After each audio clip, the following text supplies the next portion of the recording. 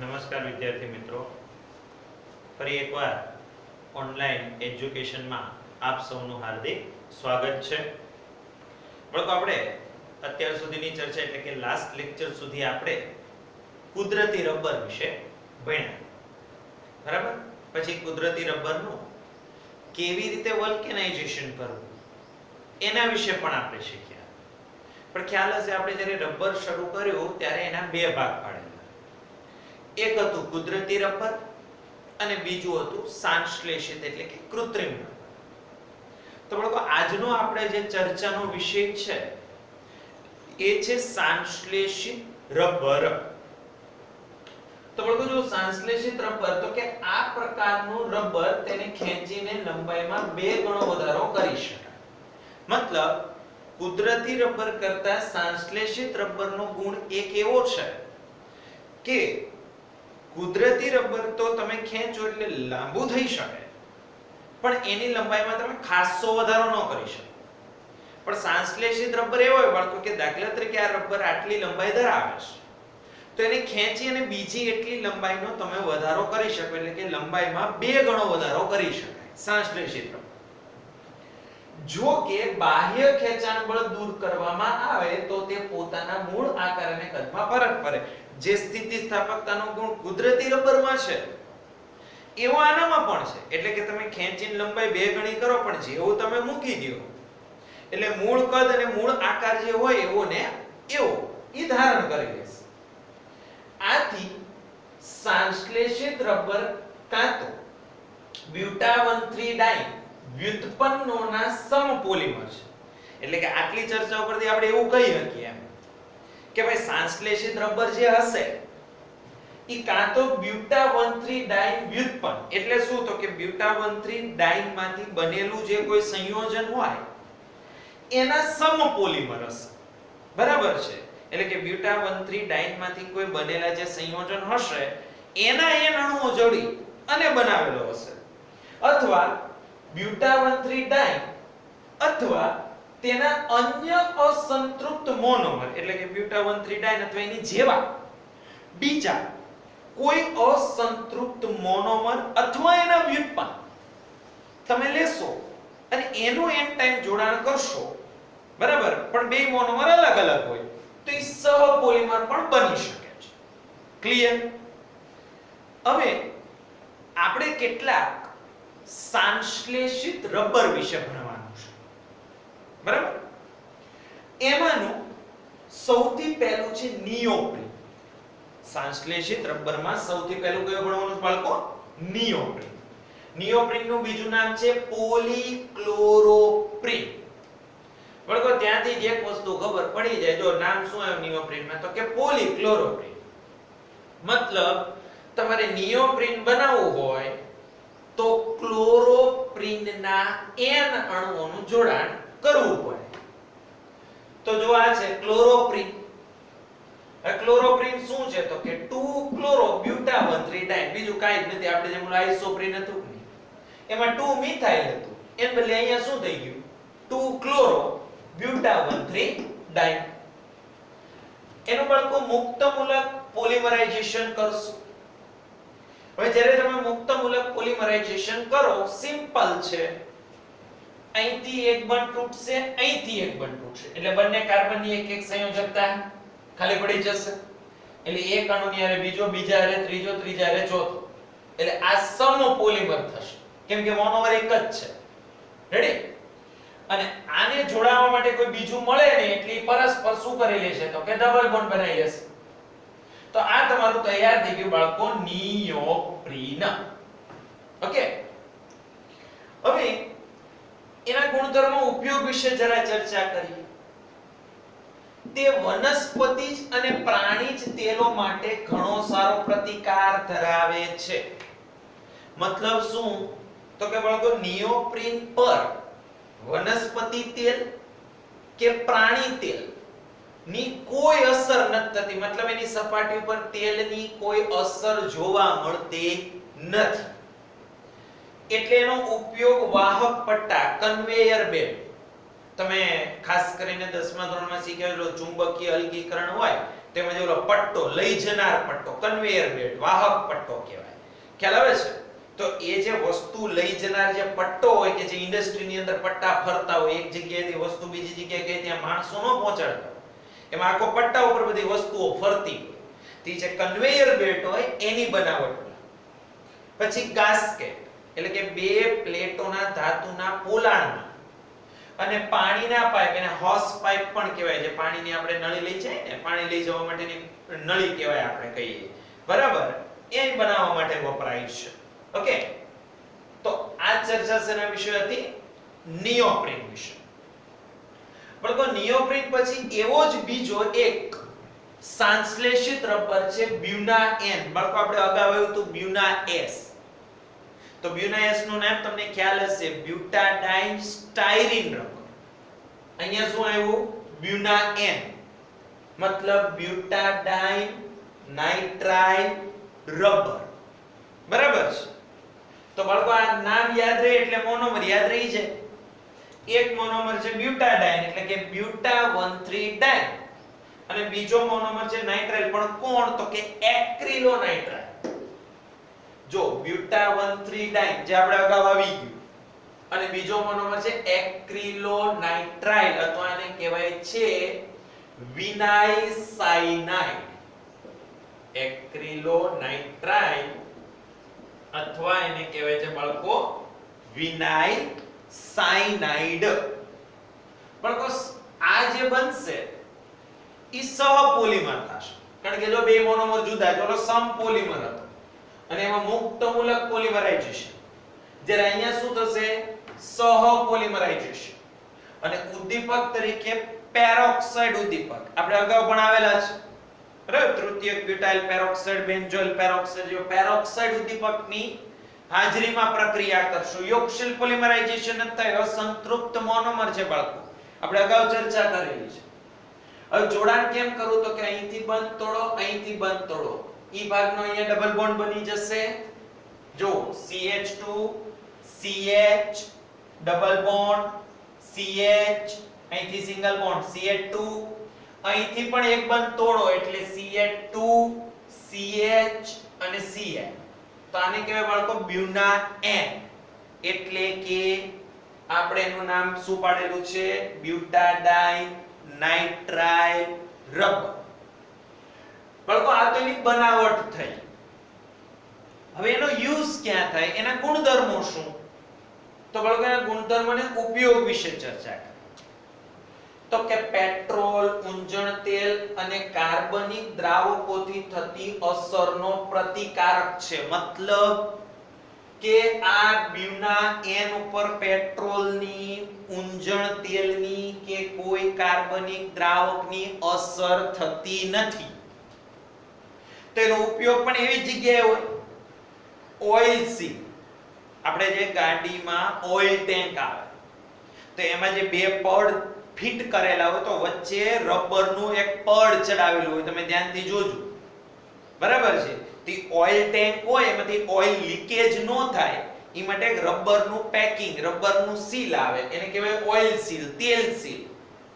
અને ટાંકીના અસ્તર બનાવવા. ટાંકી એટલે કઈ? આપણે ગાડીમાં પેટ્રોલ ટેન્ક હોય તો પેટ્રોલ તો તમે ગાડીમાં પુરાવો પછી કે નિયમ તો નથી આપણે વાપરી જ નાખી એમાં ભર્યું તો રહેવાનું જ હોય.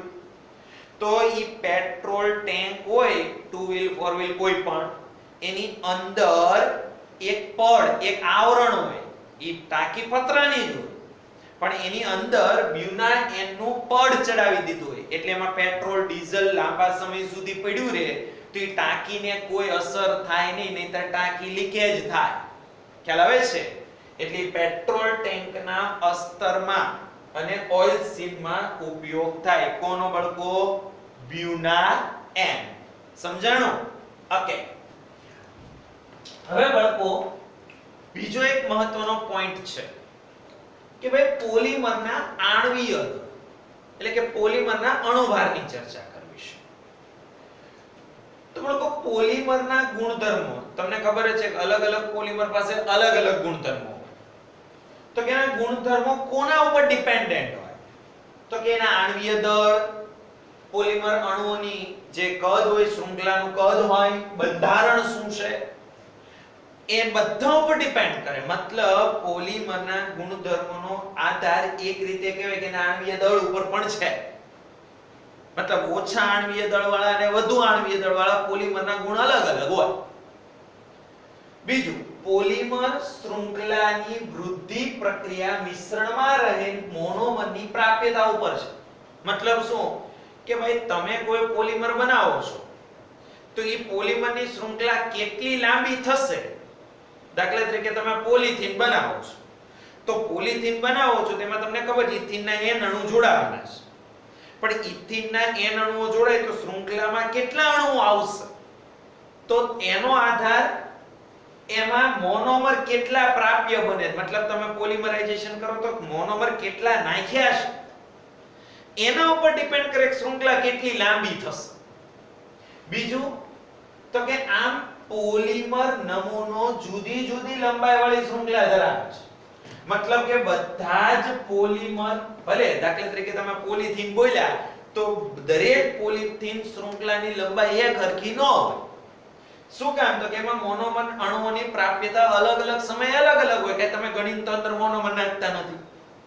એટલે પોલિમર નમૂનો જુદી જુદી લંબાઈની શૃંખલાઓ ધરાવે અને એટલે જ એમના આણ્વીય દળ હંમેશા સરેરાશ હોય. મતલબ હું તો કે કોઈ દિવસ પોલિમરનું દળ ફિક્સ ન હોય. આપણે દ્રાવણ વખતે થોડી ચર્ચા કરી હતી કે ભાઈ કોઈ પણ પોલિમર હોય એનું દળ ફિક્સ ન હોય, કેમ કે એમાં અણુ કોઈ ફિક્સ જ નથી. એટલે હંમેશા એનું આણ્વીય દળ એવરેજ સરેરાશ જ કાઢવું પડે. એટલે દાખલા તરીકે તમે પોલિથીનનું આણ્વીય દળ એમ ન કહી શકો હાલો ભાઈ 5000, ઈ એક્ઝેક્ટ 5000 ન હોય. એટલે એનું આણ્વીય દળ હંમેશા તમારે એવરેજ લેવું પડે, કેમ કે એમાં અણુઓની સંખ્યા જ નક્કી નથી. હવે અણુઓની સંખ્યા ફિક્સ હોય તો તમે ફિક્સ કહી શકો ને. દાખલા તરીકે H2SO4 હોય કહી શકાય 98, એ કોઈ દી નહીં બદલાય. પણ આમાં અણુઓની સંખ્યા ફિક્સ નથી એટલે હંમેશા એનું આણ્વીય દળ સરેરાશ આવે. પોલિમરનું આણ્વીય દળ નક્કી કરવું હોય તો ફિઝિકલ મેથડ એટલે કે ભૌતિક મેથડ અને કેમિકલ મેથડ એટલે કે રાસાયણિક પદ્ધતિ, એમ બંને પ્રકારની મેથડ અવેલેબલ છે. દાખલા તરીકે અમુક ભૌતિક મેથડ તમને કહું, પ્રકાશ વિકિરણ પદ્ધતિ છે. પોલિમરનું આણ્વીય દળ નક્કી કરવા માટે કેવી પદ્ધતિ છે તો કે પ્રકાશ વિકિરણ. જેમ કે ક્વાસી ઇલાસ્ટિક લાઇટ સ્કેટરિંગ, બરાબર છે. તો એ જે ક્વાસી ઇલાસ્ટિક લાઇટ સ્કેટરિંગ, તો લાઇટ સ્કેટરિંગ એટલે શું તો કે પ્રકાશ વિકિરણ. એમાં અલગ અલગ મેથડ હોય, બરાબર છે. તો આવી અલગ અલગ પદ્ધતિઓથી તમે પોલિમરના આણ્વીય દળ નક્કી કરી શકો છો. ક્લિયર? તો આ શેના વિશે આપણે ચર્ચા કરી? પોલિમરના આણ્વીય દળ વિશે. ઓકે બાળકો, થેન્ક યુ. નમસ્કાર વિદ્યાર્થી મિત્રો, આપ સૌનું ફરી એકવાર ઓનલાઈન એજ્યુકેશનમાં હાર્દિક સ્વાગત છે. બાળકો, આજે જે આપણે ટોપિક ડિસ્કસ કરવો છે, ગઈકાલ સુધી આપણે રબર ડિસ્કસ કર્યા, કુદરતી રબર અને સંશ્લેષિત રબર વિશે બધી ચર્ચા કરી, પોલિમરના આણ્વીય દળ વિશે ચર્ચા કરી. આજનો આપણો જે ચર્ચાનો વિષય છે એ છે જૈવ વિઘટનીય પોલિમર. હવે બાળકો, જૈવ વિઘટનીય પોલિમર છે એને ઇંગ્લિશમાં કહેવાય છે બાયોડિગ્રેડેબલ પોલિમર.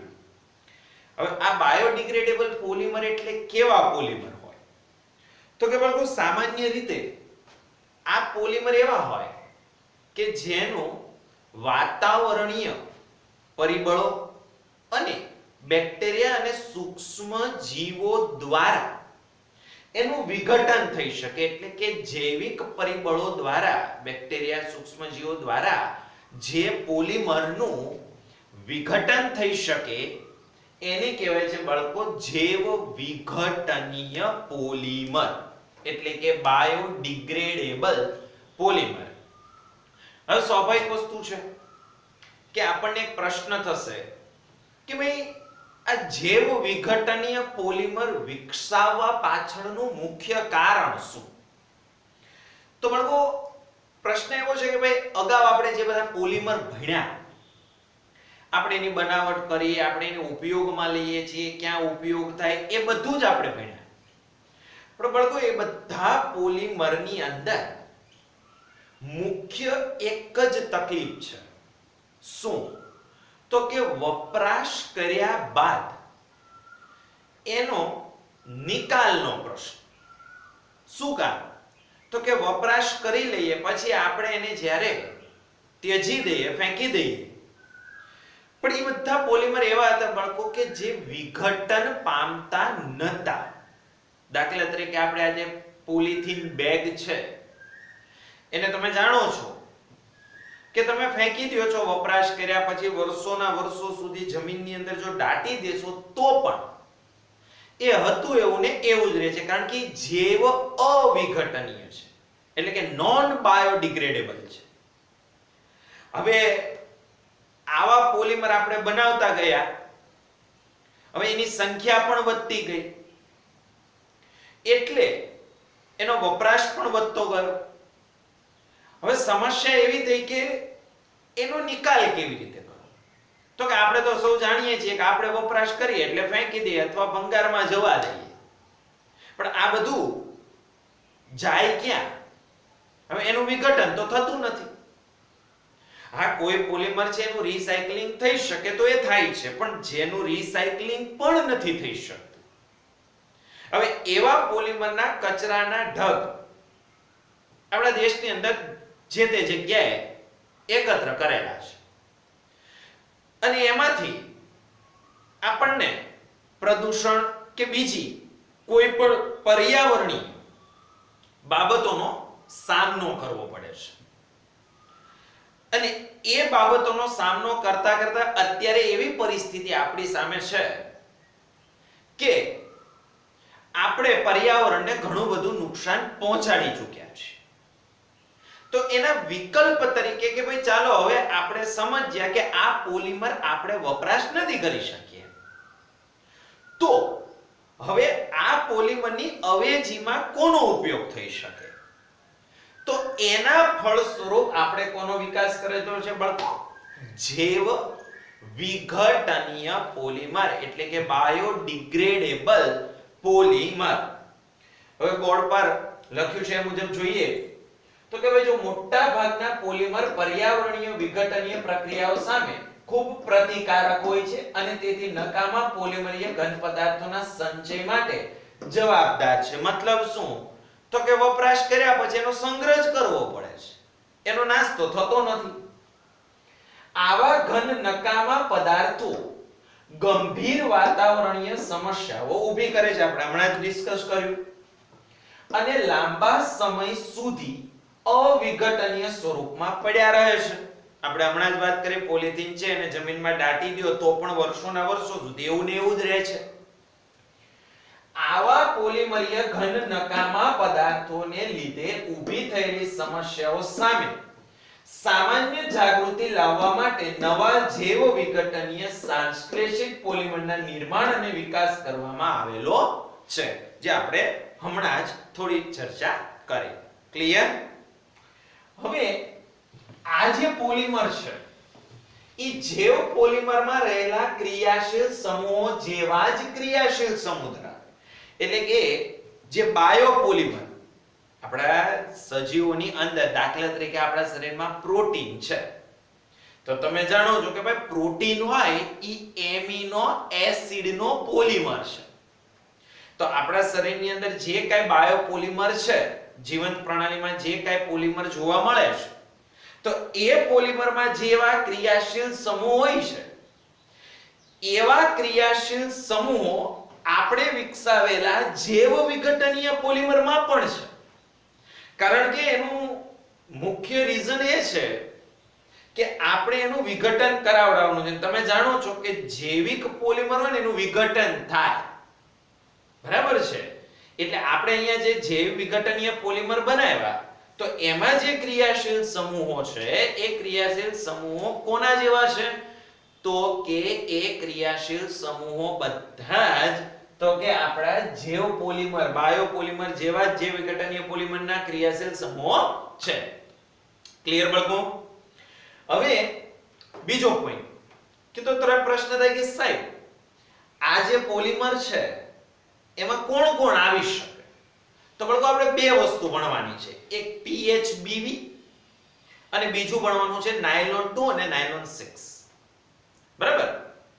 તો જો બાળકો સૌથી પહેલા આપણે ચર્ચા કરીએ છીએ પોલી બીટા હાઇડ્રોક્સી બ્યુટીરેટ કો બીટા હાઇડ્રોક્સી વેલેરેટ, જેને શોર્ટમાં કહેવામાં આવે છે PHBV, પોલી બીટા હાઇડ્રોક્સી બ્યુટીરેટ કો બીટા હાઇડ્રોક્સી વેલેરેટ, PHBV. બરાબર? આપણે કો આ એલિફેટિક પોલીએસ્ટર વર્ગનો જૈવ વિઘટનીય પોલિમર છે. જો ક્યારેક છે ને આપણને ટ્વિસ્ટ કરીને પણ ક્વેશ્ચન પૂછાય, આપણે ક્યારેક પરીક્ષાની અંદર એવું પૂછવામાં આવે કે ભાઈ એલિફેટિક પોલીએસ્ટર વર્ગના જૈવ વિઘટનીય પોલિમર વિશે સમજાવો, તો બાળકો આપણે PHBV વિશે સમજાવવું પડે. ખ્યાલ આવે છે?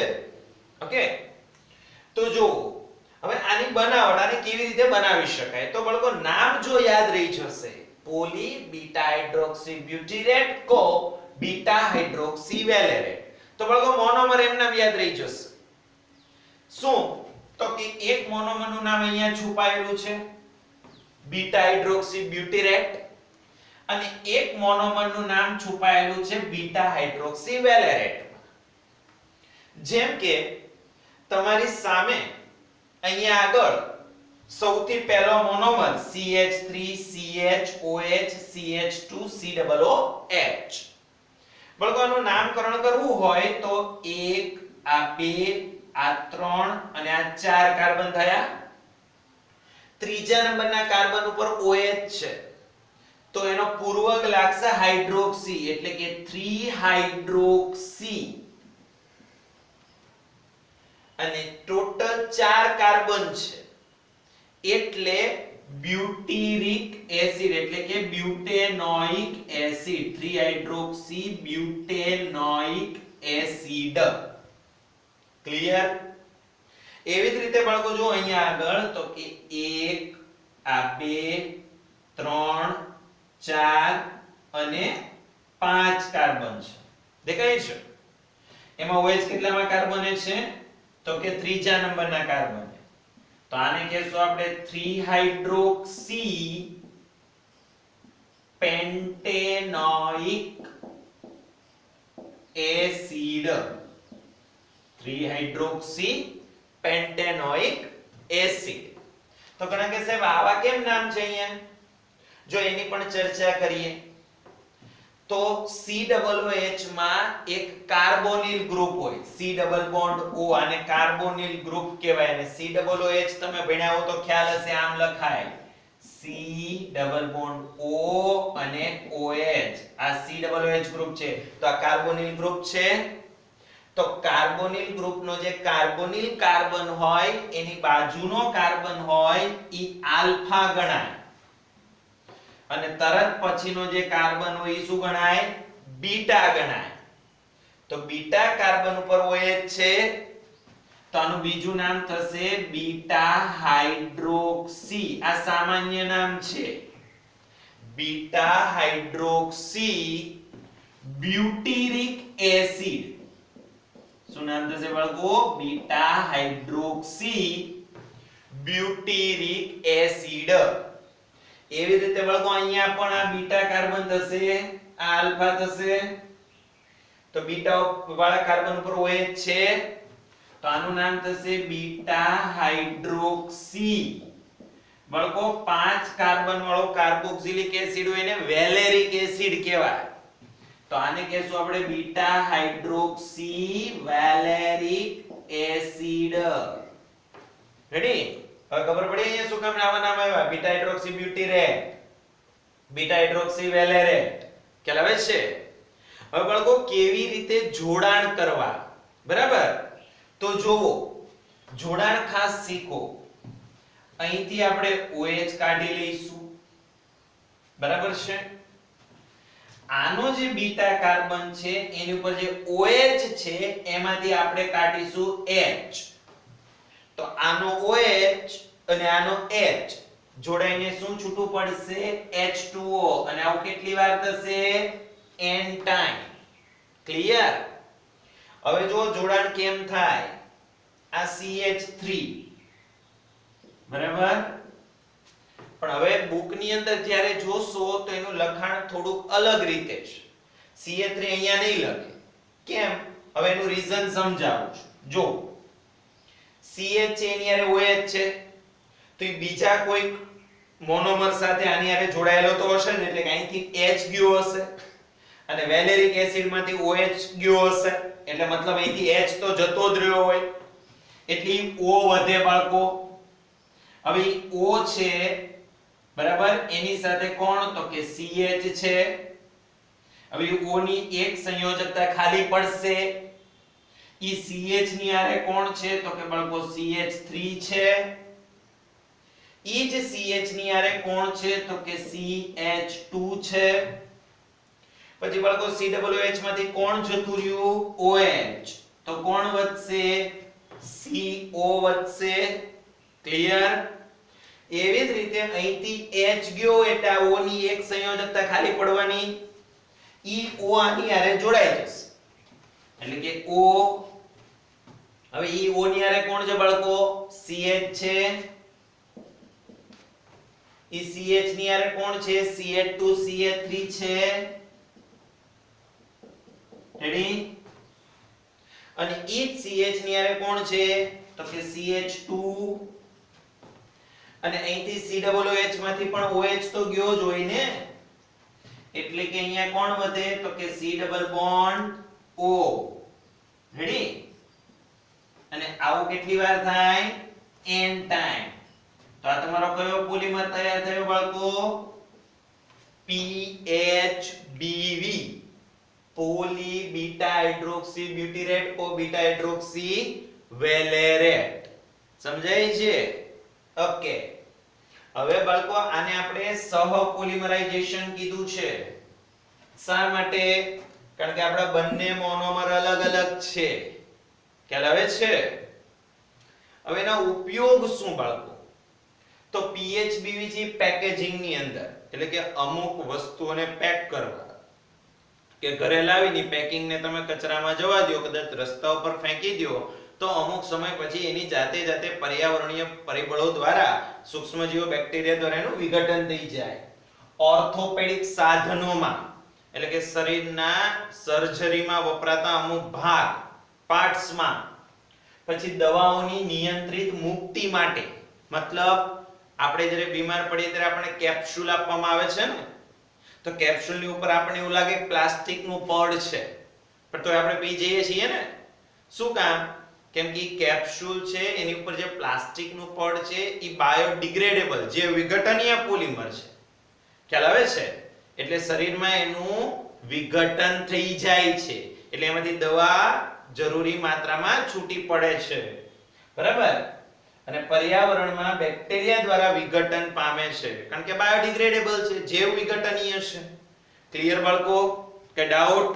ઓકે સરસ. તો આ તો આપણું PHB. બાળકો એવી જ રીતે આપણો બીજો જૈવ વિઘટનીય પોલિમર છે નાયલોન 2 નાયલોન 6. બરાબર? બાળકો આપણે માત્ર એની બનાવટ જ જોવાની છે, બીજું ખાસું કઈ જોવાનું છે નહીં. તો બાળકો નાયલોન 2 નાયલોન 6 જો તમારે બનાવવું હોય તો એની માટે તમારે બે મોનોમર લેવાના છે. એક છે ગ્લાયસીન, NH2CH2COOH, ગ્લાયસીન. અને બીજો મોનોમર છે એમિનો કેપ્રોઇક એસિડ. બરાબર છે? ગ્લાયસીન અને બીજો મોનોમર કોણ? Amino caproic acid. હવે આ પણ સહપોલિમર જ થશે, કારણ કે બે મોનોમર જુદા છે. ખ્યાલ આવે છે? હવે બાળકો મહત્વનો પોઈન્ટ એ છે કે આમાં કેવી રીતે જોડાણ કરવું. ઈઝી છે. આ COOH માંથી શું કાઢ લેશો, તો કે OH. NH2 માંથી તમે શું કાઢ લેશો, તો કે H. એટલે n ટાઈમ શું છૂટું પડવાનું એ તમે સારી રીતે જાણો છો બાળકો. પાણીના અણુ છૂટા પડશે n ટાઈમ. ખ્યાલ આવે છે? હવે બાળકો જોડાણ કેમ કરવાનું, તો કે અહીંથી એક H ગયો હોય એટલે શું થાય, તો કે NH, પછી CH2 એમ નામ, પછી અહીંયા COOH માંથી કોણ વધશે બાળકો તો કે CO. હવે અહીંથી NH માંથી N ની એક સંયોજકતા ખાલી પડશે કેમ કે H લઈ લીધો તો એને પણ જોડી દઈએ તો જો બાળકો આ એમાઇડ ગ્રુપ આવ્યું CONH મતલબ નાયલોન 2 નાયલોન 6 પોલીએમાઇડ વર્ગનો જૈવ વિઘટનીય પોલિમર છે જ્યારે PHBV પોલિએસ્ટર વર્ગનો હતો કારણ કે જો આમાં એસ્ટર ગ્રુપ રિપીટ થાય છે COO આ એસ્ટર વર્ગનો છે આ એમાઇડ વર્ગનો થશે પછી એની જ સાથે અહીંયા બાળકો આગળ CH2 5 ટાઈમ અને એની જ સાથે આગળ લેશું C ડબલ બોન્ડ O તો બાળકો આવું n ટાઈમ થશે કેટલી વખત થશે n ટાઈમ બરાબર છે તો આ બન્યું તમારું નાયલોન 2 નાયલોન 6 આ પ્રશ્ન એ થાય બાળકો આને નાયલોન 2 નાયલોન 6 નામ કેમ મળ્યું બાળકો આપણું ગ્લાયસીન જો ગ્લાયસીનમાં કાર્બનની સંખ્યા કેટલી છે તો કે 2 પછી એમિનો કેપ્રોઇક એસિડ એમાં કાર્બનની સંખ્યા જો અહીંયા 5 અહીંયા 1 કેટલી છે 6 એટલે કે એક મોનોમરમાં 2 કાર્બન છે ને એક મોનોમરમાં 6 કાર્બન છે એટલે આનું નામ પડ્યું નાયલોન 2 નાયલોન 6 ક્લિયર બાળકો ઓકે તો આજનો આપણો ટોપિક હતો જૈવ વિઘટનીય પોલિમર સમજાયો બધાને ઓકે થેન્ક યુ નમસ્કાર વિદ્યાર્થી મિત્રો આપ સૌનું વિડિયો લેક્ચરમાં ફરી હાર્દિક સ્વાગત છે આજે આપણે બાળકો પોલિમર ચેપ્ટરનો લાસ્ટ ટોપિક ડિસ્કસ કરવા જઈ રહ્યા છીએ અને એ ટોપિકનું નામ છે પોલિમરની વ્યાપારિક અગત્ય એટલે કે વ્યાપારિક ધોરણે જે પોલિમર ઉપયોગમાં લેવાય છે એના વિશે નાનકડી એવી ચર્ચા આજે આપણે કરીશું બાળકો સૌથી પહેલા તો અહીંયા આગળ આપણે આખું કોષ્ટક તૈયાર કરેલું છે જે તમે જોઈ શકો છો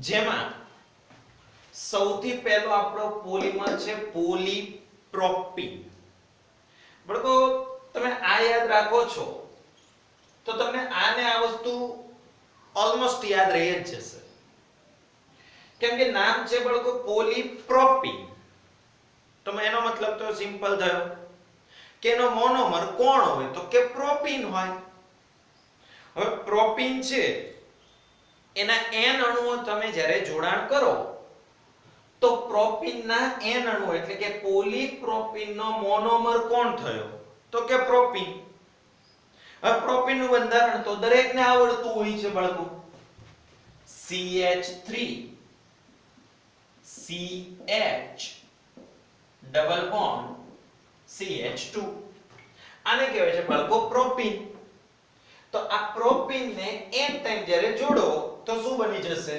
પોલીપ્રોપીન આ પોલીપ્રોપીન ક્યાં વપરાય છે તો કે બાળકો પોલીપ્રોપીનનો ઉપયોગ દોરડા રમકડા પાઇપ અને અમુક કૃત્રિમ રેસાના ઉત્પાદનમાં આપણે પોલીપ્રોપીન વાપરીએ છીએ ક્લિયર નેક્સ્ટ પોલિમર જે છે પોલિસ્ટાઇરીન બાળકો પોલિસ્ટાઇરીન ન્યા જ ખબર પડી જાય છે કે પોલિસ્ટાઇરીન મતલબ એનો મોનોમર કોણ હોય સ્ટાઇરીન હોય બરાબર છે હવે સ્ટાઇરીન મોનોમર શું છે તો કે આપણે એક વખત ડિસ્કસ કર્યું તો યાદ હોય તો ગુના S વખતે CH ડબલ બોન્ડ CH2 બાળકો આને કહેવાય સ્ટાઇરીન હવે તમારે આ રિંગ ના દોરવી તેની જગ્યાએ શું લખાય C6H5 તો આ સ્ટાઇરીન છે સ્ટાઇરીનના n અણુઓ જ્યારે એકબીજા સાથે જોડાય એટલે શું બનશે તો કે પોલિસ્ટાઇરીન બનશે બાળકો આ પોલિસ્ટાઇરીન બને એનો ઉપયોગ ક્યાં થાય તો કે વીજરોધક તારના ઇન્સ્યુલેશનમાં ઢાંકણ પદાર્થ મતલબ શું તો કે આપણે બોટલોને બંધ કરવા માટે જે ઢાંકણ બનાવીએ છીએ એમાં બૂચ બનાવવા માટે પછી રમકડા, રેડિયો તથા ટેલિવિઝનના કેબિનેટ બનાવવા માટે. એટલે કે રેડિયો અને ટેલિવિઝન એટલે કે ટીવી, અત્યારે તો બધા જે એલઈડી ને એલસીડી થઈ ગયા. પહેલાના જૂના ટીવીઓ છે તમને ખબર છે પાછળનો આખો ભાગ, આખું કવર એને પેક કરેલું હોય, અંદર સર્કિટ મૂકેલી હોય, ટીવી ની ટ્યુબ મૂકેલી હોય, તો ઈ જે આખું બોક્સ તૈયાર કરેલું જેની અંદર બધો માલ સામાન ફિટ થયો, તો એનું કેબિનેટ કહેવાય. તો એની બનાવટમાં કોનો ઉપયોગ થાય છે બાળકો? પોલિસ્ટાયરીન. ઓકે, નેક્સ્ટ પોલિમર જે છે એ છે પોલીવિનાઇલ ક્લોરાઇડ, જૂનો જાણીતો પીવીસી. તો એનો મોનોમર તો ત્યાંથી જ ખબર પડે, પોલીવિનાઇલ ક્લોરાઇડ મતલબ એનો મોનોમર કોણ? તો કે વિનાઇલ ક્લોરાઇડ. હવે વિનાઇલ ક્લોરાઇડ એનું સૂત્ર આ રીતે થાય, CH2 ડબલ બોન્ડ CHCl. આને કહેવાય બાળકો વિનાઇલ ક્લોરાઇડ અથવા આને કહેવાય ક્લોરોઇથિન. બરાબર. હવે એન ટાઈમ જોડો, એક બંધ તૂટે, આપણે જોડાણ તો કરતા શીખવાડેલું છે. તો આ શું બની જશે બાળકો? તો કે પીવીસી. ક્યાં વપરાય? તો કે raincoat, handbag, vinyl tiles. Vinyl tiles એટલે આપણે વાત કરી હતી એમ પ્લાસ્ટિકની બધા ગાલી ચટાઈ પર ત્યારે પાથરવાનું આવે છે ને, એની બનાવટમાં. અને પાઇપના ઉત્પાદનમાં વપરાશ થાય છે. ક્લિયર? ઓકે. બીજું પછીનો જે પોલિમર છે એનું નામ છે યુરિયા ફોર્માલ્ડિહાઇડ રેઝિન. રેઝિન મતલબ રેસા. બાળકો આ ખાસ યાદ રાખજો કેમ કે આ એક બે વખત બોર્ડની પરીક્ષાની અંદર લેવાઈ ગયેલું છે. આ અને નીચે આવે છે આપણે ગ્લિપ્ટલ, જે હમણાં ચર્ચા કરીશું. આ બંને ખાસ ધ્યાનમાં લેવા કેમ કે પાઠના અંતમાં છે. એટલે સંપૂર્ણ પાઠ તૈયાર કરે ને કોષ્ટકમાં અગાઉનું વાંચે એમ કે આવડે જ છે, પછી આ બધામાં ધ્યાન નહીં આપો તો આમાંથી પ્રશ્ન આવી ચૂકેલા છે ભૂતકાળમાં. ઓકે, તો બાળકો જો પોલિમરનું નામ છે યુરિયા ફોર્માલ્ડિહાઇડ. બાળકો નામ ખબર પડે ત્યાં જ મોનોમર ખબર પડે. એક મોનોમર યુરિયા અને બીજો કોણ? તો કે ફોર્માલ્ડિહાઇડ. બાળકો યુરિયાનું સૂત્ર આપણે આપેલું જ છે. શું છે યાદ કરો? NH2CO NH2 આને કહેવાય યુરિયા. અને ફોર્માલ્ડિહાઇડ એટલે કે મિથેનાલ HCHO. કેમ જોડવું ઓટોમેટિક ખબર પડી જશે. અહીંથી એક H કાઢવાનો, અહીંથી એક બંધ તોડવાનો C ડબલ બોન્ડોમાંથી. ખ્યાલ આવે છે? તો આ બની ગયું તમારું યુરિયા ફોર્માલ્ડિહાઇડ રેઝિન. ક્યાં ઉપયોગ થાય? તો કે તૂટે નહીં એવા કપ. બરાબર છે? એટલે કે અનબ્રેકેબલ કપ અને લેમિનેટેડ પત્ર. આપણે જે આજકાલ તડકાથી રાહત મેળવવા માટે ઘરમાં જે આખો શેડ તૈયાર કરીએ છીએ, જે પ્લાસ્ટિકના પતરા જેવું ફિટ કરીએ છીએ ને, એ લેમિનેટેડ શીટ પતરા કહેવાય. એની બનાવટમાં કોણ વપરાય છે? Urea formaldehyde resin. ઈ પતરાને બારીકાઈથી તમે જોજો, તાતણા અંદર દેખાશે. બરાબર છે? ઈ રેઝિન છે. બરાબર? Urea formaldehyde resin. ત્યારબાદ આપણો પોલિમર છે ગ્લિપ્ટલ. બાળકો ખાસ યાદ રાખજો, ગ્લિપ્ટલના મોનોમર કોણ? તો કે ગ્લિપ્ટલના મોનોમર છે ઇથિલિન ગ્લાયકોલ અને થેલિક એસિડ. પથેલિક નથી વાંચવાનું. ઇથિલિન ગ્લાયકોલ અને થેલિક એસિડ. બાળકો ઇથિલિન ગ્લાયકોલનું સૂત્ર આપણે આપેલું છે CH2OH બોન્ડ CH2OH. અને થેલિક એસિડ એટલે કે benzene 1,2 dicarboxylic acid. Phthalic acid એટલે શું? Benzene 1,2 dicarboxylic acid. ખ્યાલ આવે છે? જોડાણ કેમ કરવું? ઈઝી છે. OH નો H લેવાનો અને COOH માંથી OH લેવાનો એટલે H2O છૂટું પાડશે. હવે ઓટોમેટિક ખ્યાલ આવી જશે કેમ જોડવું. ખ્યાલ આવે છે? તો આ કયો પોલિમર તૈયાર થયો? તો કે આપણો ગ્લિપ્ટલ. ગ્લિપ્ટલ નો ઉપયોગ રંગ અને લેકર. લેકર એટલે બાળકો એક આલ્કોહોલિક પદાર્થ છે જે રંગ ઉદ્યોગમાં વપરાશમાં લેવામાં આવે છે. ખ્યાલ આવી ગયો? તો રંગ અને લેકરના ઉત્પાદનમાં કયો પોલિમર વાપરવામાં આવે છે? ગ્લિપ્ટલ. ક્લિયર થયું બાળકો? હવે તમને થશે કે બાળકો અમારી બુકની અંદર સાહેબ હજુ એક પોલિમર છે તમે નથી લીધો. બાળકો છેલ્લો પોલીમર 6થા નંબરે આપણી ટેક્સ્ટ બુક ની અંદર છે બેકેલાઇટ. બાળકો આપણે બેકેલાઇટ નો વિડિયો અગાઉ પણ અપલોડ કરેલો જ છે. જો યાદ ન હોય તો જોઈ લેવું. બરાબર છે, એટલે તમને બેકેલાઇટ કેવી રીતે બને છે એનું પણ રિવિઝન થઈ જશે. ઓકે, જે અહીંયા 6થા ક્રમ ઉપર આપણી ટેક્સ્ટ ની અંદર આપેલું છે. ક્લિયર થયો? અને બાળકો આ સાથે આપણું પોલીમર ચેપ્ટર અહીંયા આગળ પૂરું થાય છે. આશા રાખું કે તમને દરેક વિડિયો લેક્ચર પસંદ આવ્યા હશે. જો તમને અમારા દ્વારા આપવામાં આવતા વિડિયો લેક્ચર પસંદ આવે છે તો એને લાઈક અને શેર જરૂરથી કરજો કે જેથી કરીને બીજા વિદ્યાર્થીઓને પણ આનો લાભ મળી શકે. Okay, thank you.